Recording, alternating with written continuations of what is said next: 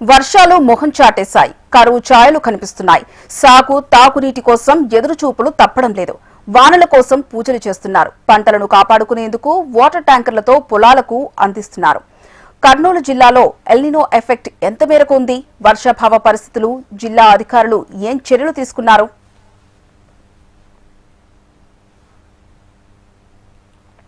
వర్షాకాలం మొదలై నెల రోజులు దాటుతున్నా ఆకాశం నుంచి చినుకు జాడ లేకపోవడం, ఎగువ రాష్ట్రాల్లోనూ ఆశించిన స్థాయిలో వర్షాలు కురవకపోవడంతో కర్నూలు జిల్లాలోని ఎల్ఎల్ఎల్పీపై ఆధారపడిన పశ్చిమ ప్రాంతం పరిస్థితి రోజురోజుకు ఆందోళనకరంగా మారుతోంది. జిల్లాలోని ఆలూరు, అస్సరి, హలహర్వి మిగతా మండలాల్లో 250 గ్రామాలకు తాగునీరు అందించే 26 రక్షిత మంచినీటి పథకాల భవిష్యత్ టీబీ డ్యాంకు వచ్చే వరదపై ఆధారపడి ఉంది. కర్ణాటకలో కూడా ఆశించినంత వర్షాలు కురవకపోవడంతో టీబీ డ్యాంపై ఆధారపడి ఉన్న ప్రాజెక్టులు వెలవెలబోతున్నాయి.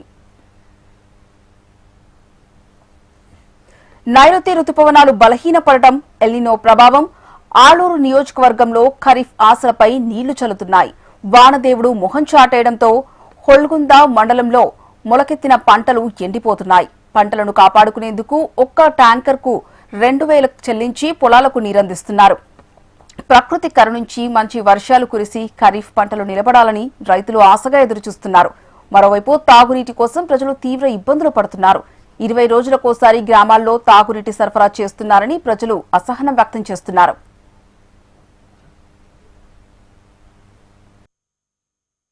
మాకు తాగడానికి నీళ్ళే లేవు.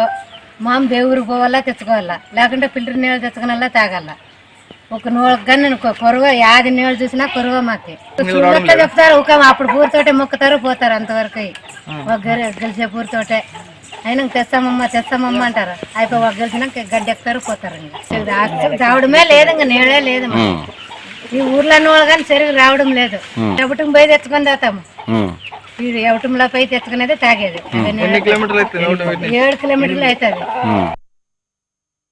నెలన్నరకు ఒకసారి వాటర్ వస్తాయి.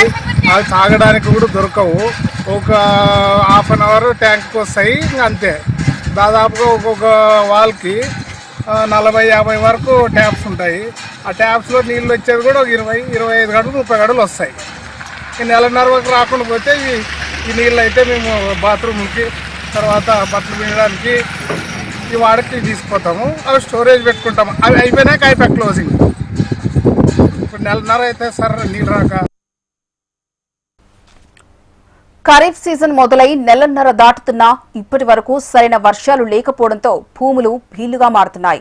వర్షాభావంతో పంటలు ఎండిపోవడంతో రైతులు అప్పులు చేసి కొత్త బోరుబావులు తవ్విస్తున్నారు. ఒక్కో బోరుబావికి 1,00,000 నుంచి 2 లక్షల వరకు వెచ్చిస్తున్నారు. ఇప్పటికే కష్టాల్లో ఉన్న రైతులపై ఈ భారం మరింత పెరుగుతోంది.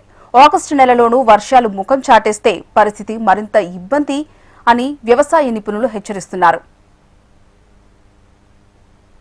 గ్రామంలో ఎస్ఎస్ ట్యాంకులో నీళ్లు లేవు. ఆ అధికారులు ముందస్తుగా ఆ నీళ్లు స్టాక్ చేయడం లేదు. అధికారులు ముందస్తుగా ఎస్ఎస్ ట్యాంకులో నీళ్లు నిలపలేదు. కానీ ఈ నీళ్ళ వల్ల తాగడానికి ప్రజలకు చాలా ఇబ్బంది ఉంది. కానీ ఈరోజు నీళ్లు తాగడానికి ఇబ్బంది ఉంది. అలాగే మన 12 గ్రామాల్లో మా మిట్టవట్టి గ్రామం కూడా ఉంది. ఈరోజు ఆ పరిస్థితి ఉంది. నీళ్లు తాగడానికి ఇబ్బంది ఉంది. ఇదే ఆ వసపేట గ్రామం, వసపేట తుంగభద్ర డ్యాంలో కూడా నీళ్లు లేవు. ఎడాలి 40 టీఎంస్లో నీళ్లు ఉండేవి. ఈరోజు 9 టీఎంస్లో నీళ్లు ఉన్నాయి. అది కూడా అధికారులు స్పందించాలి. వానలు కురవాలని గ్రామాల్లో పూజలు, హోమాలు చేస్తున్నారు. గుమ్మన్నూరు గ్రామంలో ఊరి బొడ్రాయికి దేవుళ్లకు 101 బిందెలతో నీళ్లు పోసి మొక్కులు చెల్లించారు. దేవరగుట్టలో వర్షం కోసం వరుణ యాగాలు చేస్తున్నారు.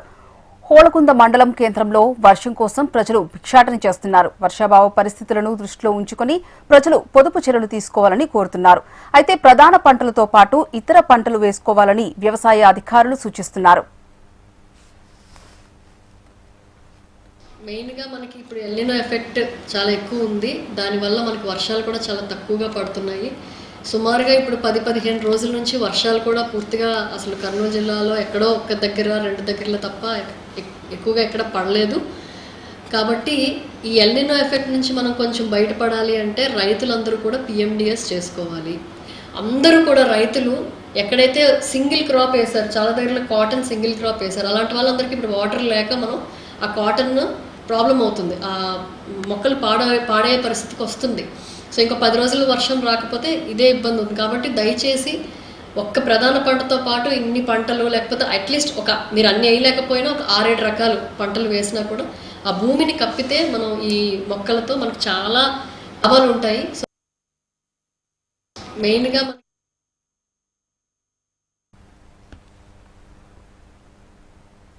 తగిన జాగ్రత్త చర్యలు తీసుకోవడం ద్వారానే రైతులను ఆదుకునే అవకాశం ఉంటుందని అధికారులు, నిపుణులు అభిప్రాయపడుతున్నారు. ముఖ్యంగా భూగర్భ జలాల వినియోగాన్ని పొదుపుగా వాడుకోవాలని అంటున్నారు. తక్కువ నీటితో పండే పంటల వైపు రైతులు దృష్టి సారించాలంటున్నారు. ఏది ఏమైనా ఈ ఏడాది అనుకున్న స్థాయిలో వర్షాలు కురవకపోతే కరువు వచ్చే అవకాశం ఉంది. పంటలకు నష్టం జరిగితే ప్రభుత్వం ఆదుకోవాలని రైతులు కోరుతున్నారు.